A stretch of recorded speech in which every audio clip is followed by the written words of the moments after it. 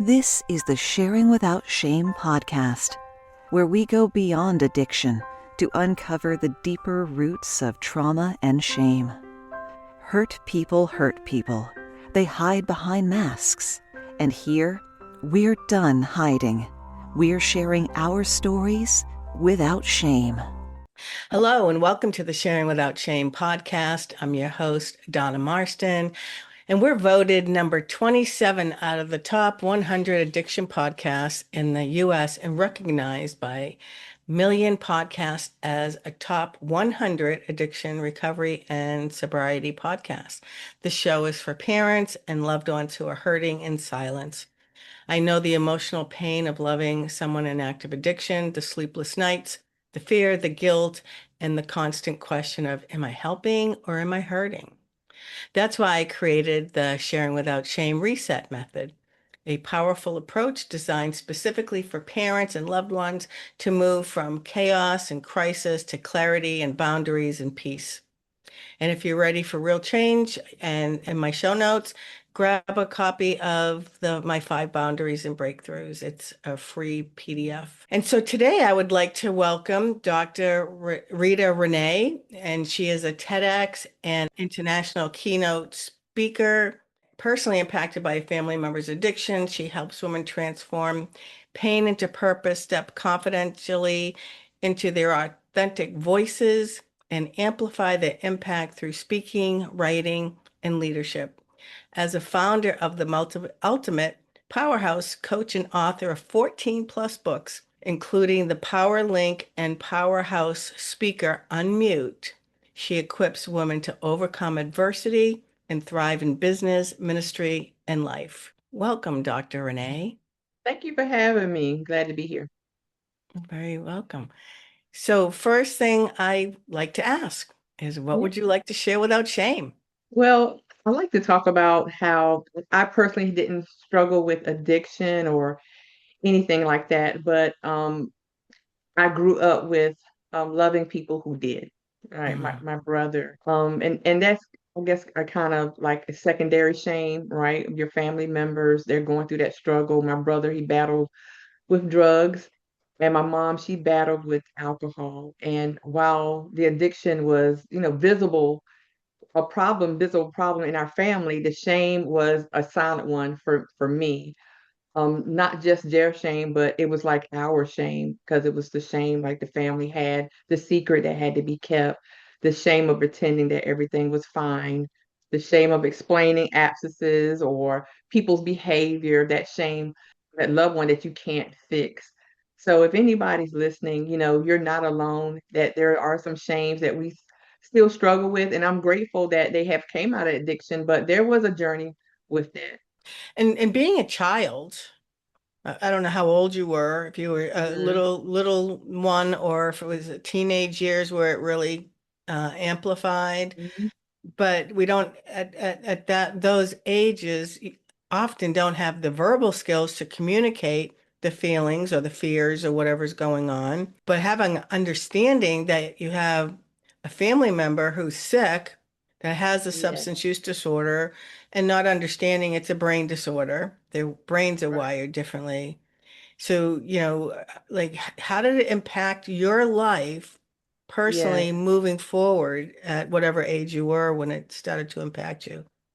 So it started to impact me, and I was under the age of 10. And I do remember with my mom, I do remember, the times at the parties, why mom was acting out, or why does everybody have to like kind of seclude her, or even at one point she was kind of locked in a bedroom, during a party. What was really going on. I found out what it was later, in later years. And then as an adult is how it affected me as a sibling, being helpless, not being able to help them, wondering why. And then finding out there were some root causes that happened in our childhood that we both experienced, but we both experienced them differently and we both responded to them differently. And what I've learned is that addiction doesn't just live in the body of the user, that it also echoes through the hearts of everyone who loves them. Mm-hmm. Yes, it does. And often, whoever is the unhealthy helper in the family, or possibly the hero, because everybody takes on a family role to keep Mm-hmm. balance of the dysfunction that's going on. And Right. so I think the two primaries, what they call the chief enabler, I like to call that person the unhealthy helper. That's who I was. And the hero typically is the oldest girl in the family that becomes, going to keep the secret, going to keep the family looking good. They're like second behind the unhealthy helper. And it's And take on most of the abuse that happens along with that. They're the one who takes the brunt to protect the rest of the siblings. interesting. Yeah. And that was my role. My role was I was the one that the things were targeted against. And even as I got into my early 20s, it was still the lashing out. I still didn't understand.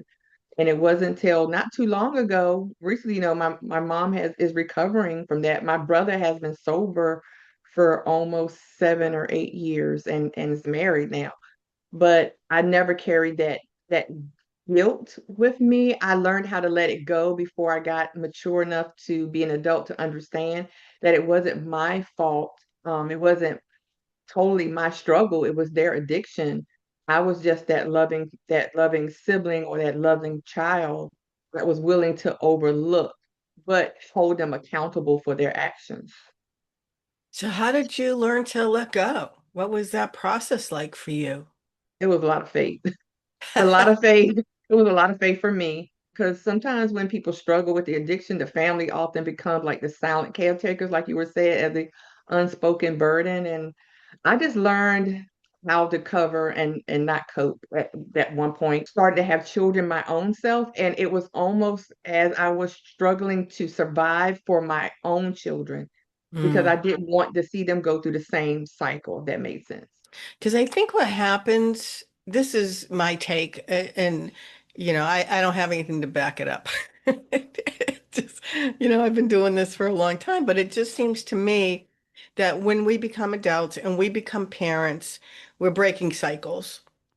And but also I think what happens too, I mean, I had a nice life. I didn't grow up around drugs or alcohol or anything like that.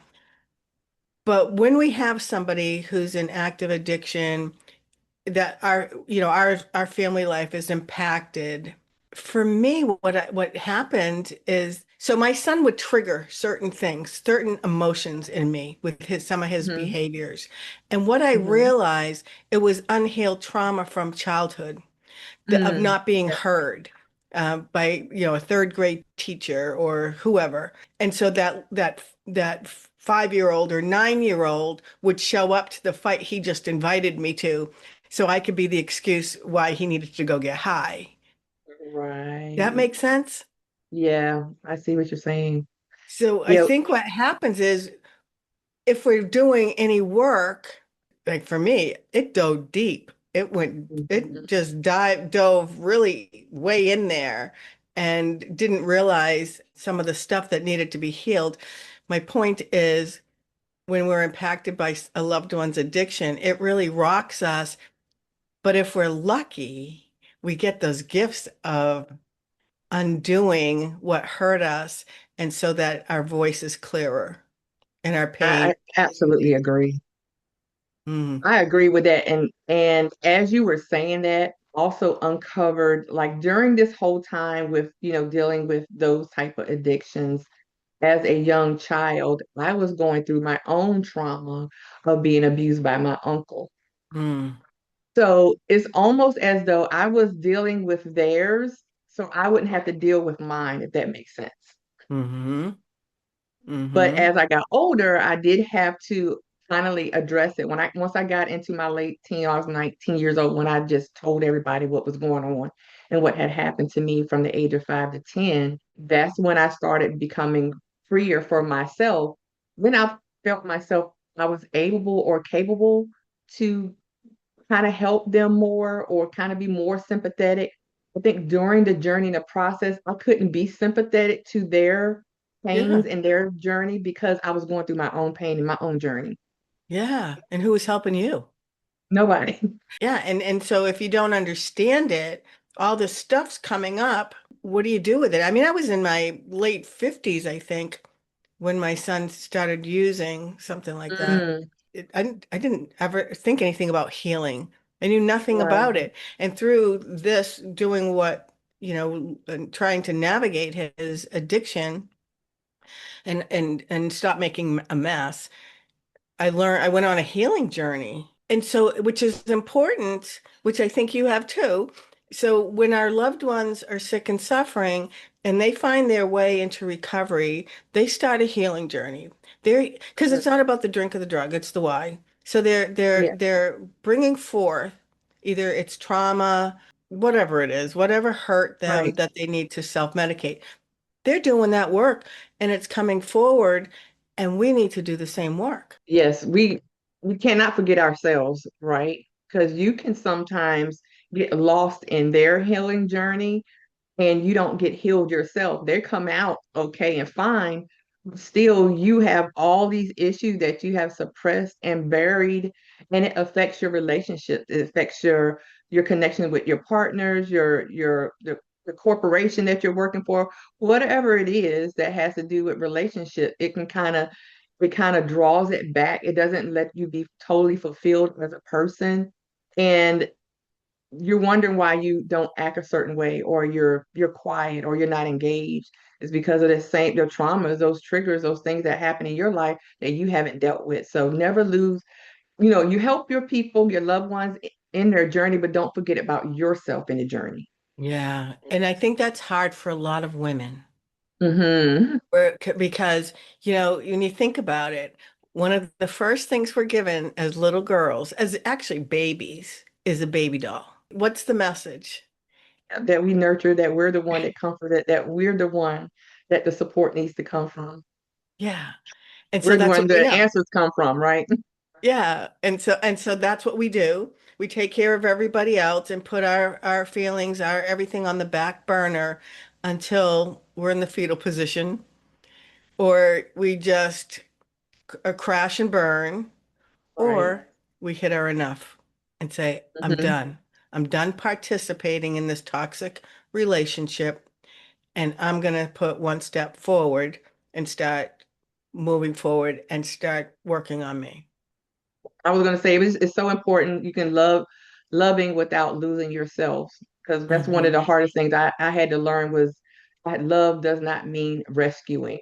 Like, you can love deeply, you can pray faithfully, you can support approach, you can do all that, but you have to still recognize your limits, and boundaries are not that you're being, abandoning them, and that, they're an act of stewardship of your own soul. And that's how I felt. I felt like I can love without drowning with you. Yeah. And boundaries aren't punishment. Now, the Right. person on the other side of it might think it's punishment, Right. but it protects our heart. It Yeah. protects, our And peace of stuff. mind. It it protects our sanity. Absolutely. By doing all those things. So when you were younger, did you start to do anything with boundaries and did Yeah, you let how me to share. navigate that? Yes, when it came to my uncle, this is the one of the things I said. I just woke up one day because my uncle was 6 years older than me. So we were still kind of young together. So we were raised together. And I remember my grandmother, she had to go to work, and I was always left with him to watch over me. Mm, And I remember one day I said, "No, you're not going to do this to me anymore." I mean, I just screamed it out loud. And it was like an instant boundary that could not be penetrated by anything that he said or did, no threats, whatever. I just did not care anymore at that time. wow. With an inner strength. Amazing how that happens, right? When Mm-hmm. I guess, it shows up when we've hit our enough. We hit our enough. And you feel like if this all that best is, then I just want to leave this earth. I don't care. I have nothing to lose now, right? And but I also contribute to a lot of my faith. I was always kept in a religious home. I was always kept around faithful people, and I never said or never thought that the things that happen to me is because I'm a bad girl, because I was always trying to do the right thing. And I was just got to my breaking point, like you said, and I was like, enough is enough. You're not going to do this anymore. Right. Good for you. And how old were you when you did that? 10, Wow. Wow. from the age of 5 to the age of 10. This was going on. Yeah. Wow. And so that starts a journey for you as an Hmm. empowered little girl. I guess why I'm so adamant in helping other women to find their voice, and especially when it comes to speaking and writing, those type of things, we have to deal with those hidden traumas because at some point, I mean, they can be a positive in your motivation, your determination, your resilience, but sometimes it can affect you negatively when you're trying to do something positive to help other people because hurt people can't help people. Not when they don't understand or know how to manage their trauma. Yeah, what's the saying? Hurt people hurt people. That's why Mm-hmm. they act out or they lash out because they just don't have the coping skills to Right. to be able to say, I'm hurting. This is Mm-hmm. what's going on, and I need someone to talk to. Absolutely. And but yeah, also going back, some of the behaviors too of how we handle things is generational. Mm-hmm. Mm-hmm. I'm a baby boomer. I'm in my 70s, and it was like zip your lip, don't keep the secrets. Yeah, absolutely. I grew up with all of that. Don't shame your family. It's nobody's business. We'll handle it. Those type of things. Yeah, Hmm. And that keeps you stuck and keeps you sick. absolutely. Stay in that sunken place, that Hmm. hole, that darkness, and that's how a lot of depression, anxiety, and all those things creep up on you because of that, because of the weight of carrying that. Right. Yeah, it doesn't feel good. And if you don't know how to shut it, I read this book, The Adult Chair by Michelle Mhm. Chalfant. I don't know if you've ever heard of her. I No. love her. I love her stuff. And so when I was reading it, I had a memory of when I was 5, and it was a Mm. birthday party, and this girl was opening my gifts. She was like the Tasmanian devil. She's just ripping them open. Wow. And I had asked her nicely not to, and she ignored me. And I'm a very sensitive person. And so I went and asked my mom, I said, "Can you please ask her not to do that?" And she's like, "Oh, let it go. Just let it go. Oh, you're too sensitive." And so as an adult, I remember I was probably in my 60s, or maybe I think I might have been like 68. I was, Mhm. I'd gone a long time in life, right? Carrying this stuff. Right. And when I Yeah. read the book at 68 years old, I identified that if my husband said to me, "Oh, Mm. Donna, for God's sake, you're just too sensitive, let it go," I What a would throw a trigger. little nutty. I'd have a little meltdown and I'd never understood it. And then I'd be embarrassed of my behavior. But it was that 5-year-old girl who was showing up. And so I was able to, because I read this book, to go. So now I'm in my adolescent chair. I go sit in my adult chair, think about, okay, how do I resolve this? And then go to him and say, listen, when you say that to me, this is what it does. And so it would be really helpful if you could acknowledge what I'm saying Yes. to you, if you could hear me, and then we can have an adult conversation of how we move forward with it. Yeah, those conversations are very hard. And I've had all three conversations, even with my brother when he was going through his addiction, what it meant, because I would get the cursing out on the phone all of a sudden and just erratic behavior, Yeah. They never remember. And that's the frustrating thing. They never remember what they said to you, right? Right. You're crazy. Oh my goodness. So yes, and just having that grace, but the communication for me, that is part of your healing because you have to communicate how and you felt during their altercation, during the the conversation that you had, the interactions and all that. It's very important to share that. And that way they can know this is something that happened that was real. Whether you acknowledge it or not, this is a true fact. It's real. It keeps your sanity because it lets you know too, hey, you did experience this. These are real feelings, right? And you deserve to be treated Hmm. respectfully and with love. And I Hmm. think a lot of us feel like sometimes that we don't deserve stuff. That's one thing I know that I deserve, love and respect. Yeah. Yeah. Mhm.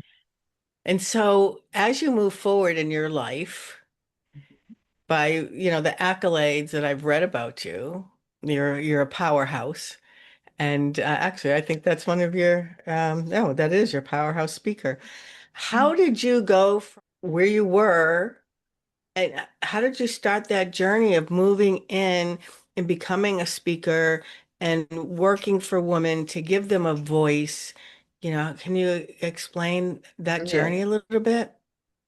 Yes, you touched on some of it about communicating how you felt, dealing with the trauma and experience, releasing myself from the responsibility of other people's actions, and how I rebuilt an identity, which was my own identity, but it was just buried.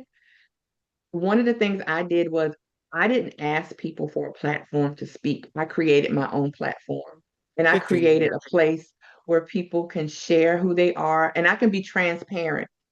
And one of the things that I do on my platform is I share who I am. I share my experience because people see the outcome of all the work that you've done and they think it has been a bed of roses. But I let people see and know the truth about who I am, and Mm. then let them know, walk alongside of them and say, I'm just like you. I've been in that trauma. I've been in that place. You can come out of that place and you can use your trauma as a platform to not only heal, but to help other people. Well, because moving forward, it's because we found a solution. And Hmm. we found a way to take our pain and turn it into purpose Yes. so that we can help other women. I mean, we Hmm. both, for different reasons, but that's what we do. We help other women and people move forward to understand their why. Why do you do Right. what you do? And now how are you going to get better? I always say remembering is like knowing who you were before the survival became your personality. Remember who you were before the survival became a healing and part of your personality. So never forget where you came from and don't ever be ashamed of where you came from. Yeah. Yeah, so important.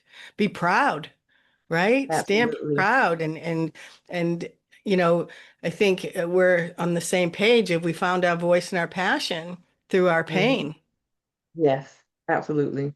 Absolutely. And I'm grateful for it. And I've met so many great women, and to see them now speaking and doing projects and workshops and TEDx. I'm one of the young ladies I work. She's going to be a TEDx speaker in March. I mean, just seeing the growth in people is just rewarding for me. Mm. So do you work do you do coaching too? Yes. So you do coaching, you're a speaker, Yep. a lot of books. And helping people co-author into, I take them through baby steps. I have a training where they can, first of all, we go through your healing process first, because depending on how transparent you want to be, and then you have to think outside, how is it going to affect the people when you do start telling your truth? Are you willing to go through that process as well? And so we take baby steps along the way. And then eventually, when people get through that process of healing, then they want to either speak, write a book, or do both. Yeah, very empowering. Very empowering. So, what specific tools or practices or mindset shifts utilize when you're working with the women that you work with? First of all, they don't look at your past as a defining moment of your future.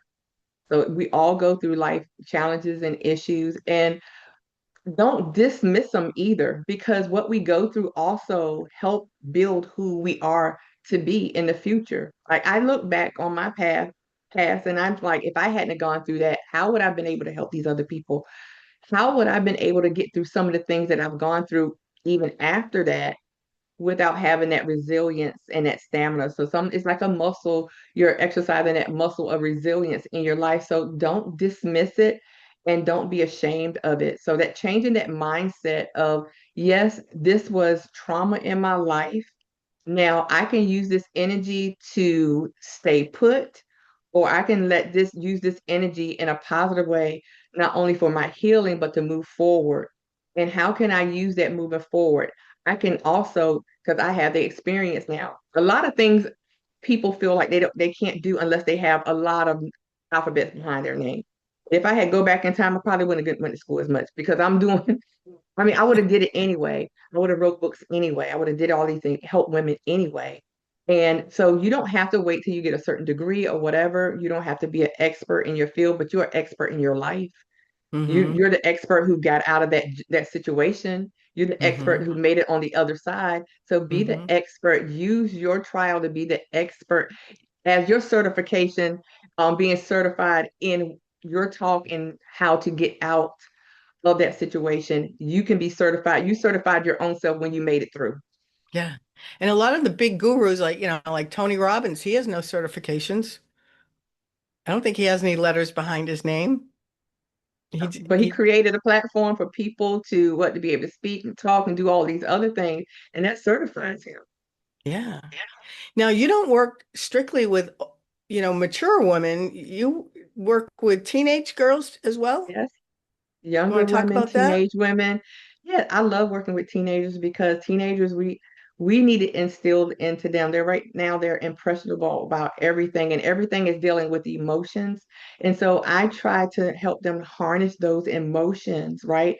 Because a lot of times we make reactions, we make decisions off emotions, and sometimes our emotions can lead us in the wrong way.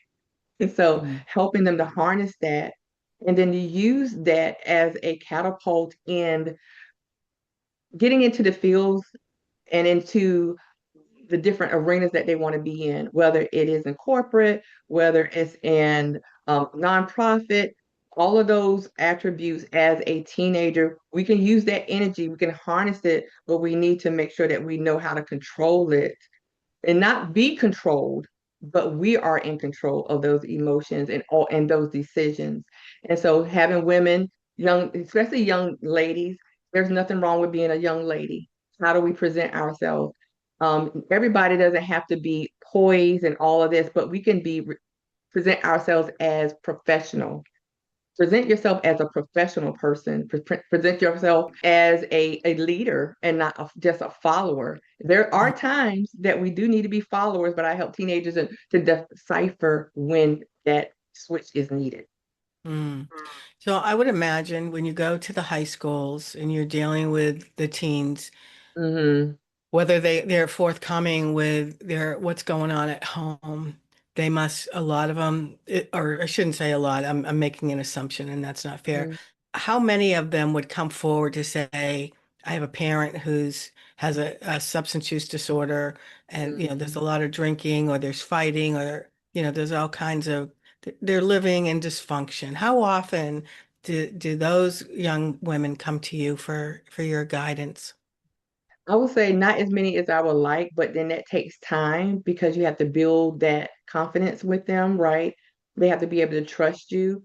After a time, once they're able to trust you, they start divulging more and more information because they can trust you with that information and they trust you to help them navigate through that information without upsetting their parents. Because remember, they're the ones that have to go back home, Yeah, right? I yeah, haven't been in contact with anybody that was in a dangerous situation if that yeah. makes sense. So there was no like immediate abuse or anything like that, but did have, people speak out and say, hey, my dad, drinks a lot, my mom sometimes, blah, blah. And those things, I let them vent, I let them talk, and then we try to look at strategies on how that we can help them.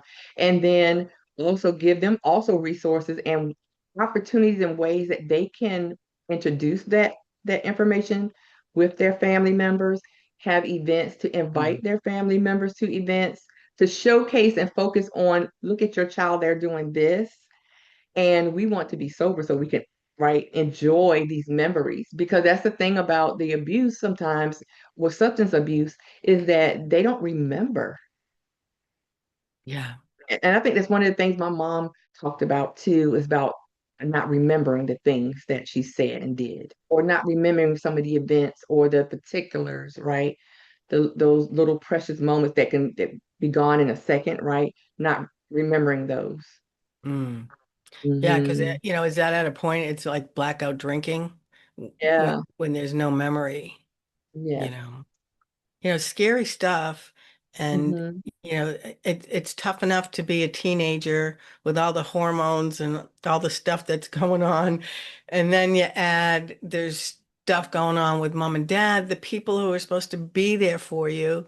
And the issue too is we're all watching our parents grow up. As Mm. parents, our kids are watching us grow up. We're not perfect. And, we're maturing as we go.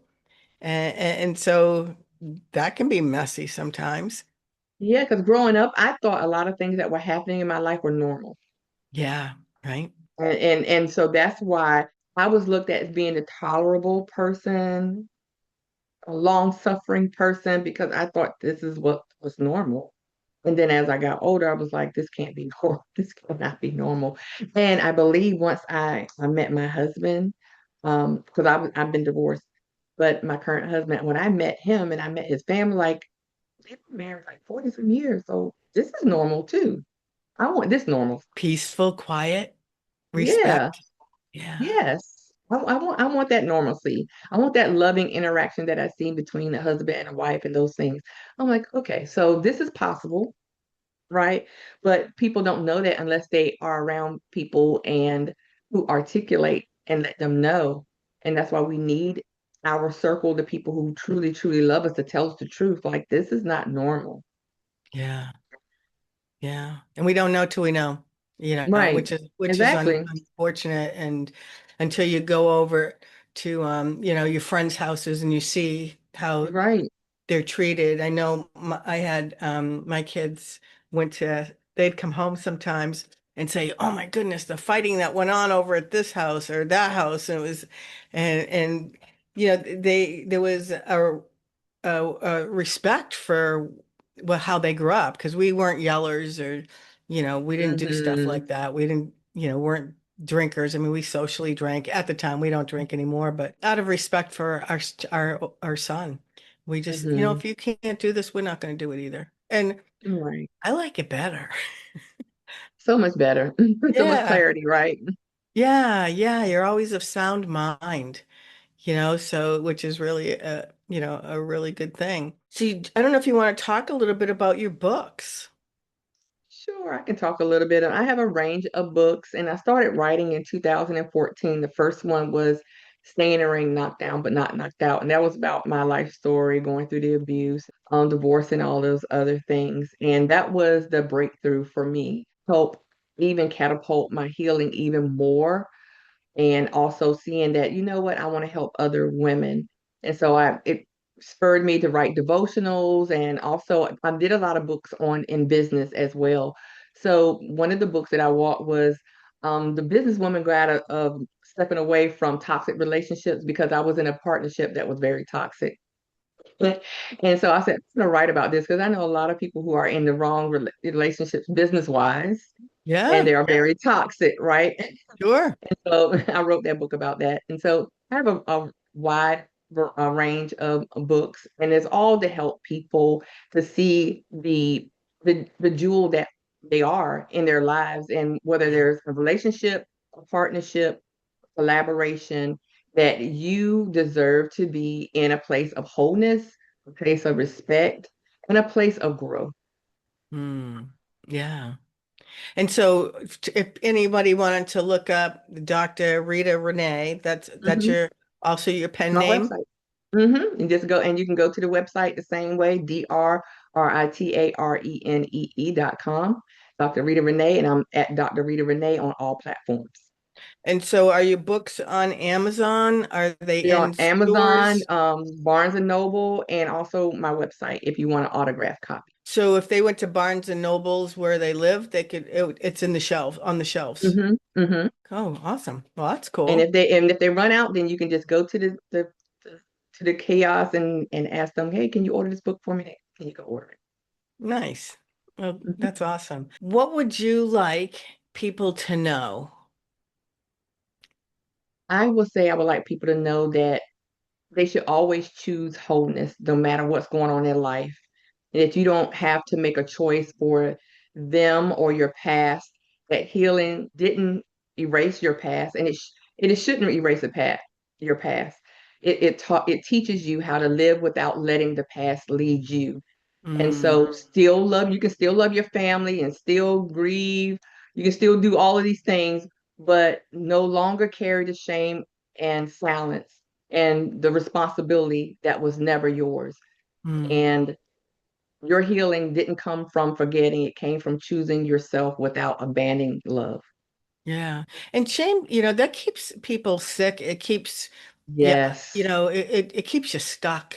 And what was either done to you or said to you. I remember when I was new to this working on healing, reading a phrase or something that says, don't let people's words or behaviors live in your head rent free. And Hmm. I had a bad habit of that. And, and Same and off. so true, right? We Yeah, just repeat it and we just take ourselves down because in a way we do it to ourselves. we do. We do. But no longer. After everyone listens to this today, I hope they take our advice and just move forward. Don't allow them any space. You have so much to do and so much to accomplish in 2026.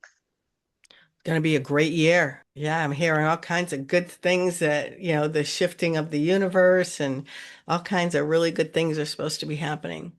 So, before we wrap up, words of wisdom that you'd like to share? Words of wisdom. Healing is remembering who you were before survival. I want to stick with that. Remember Mhm. that you are who you are. You're beautiful, you're strong, you're resilient, you're capable, and you deserve everything that you have worked for. You don't have to take the blame for anybody else. And just say, I'm responsible for my own healing, not for someone Brush it else's off. choices. Yeah, brush it off. And how do people get in touch with you if they'd like to Yeah, connect with you? connect with me on all platforms at Dr. Rita Renee and on my website at drritarenee.com. Perfect. Well, thank you so much. It's been a pleasure, and I wish you the best of luck. Thank you so much. Thank you for joining Donna for today's conversation.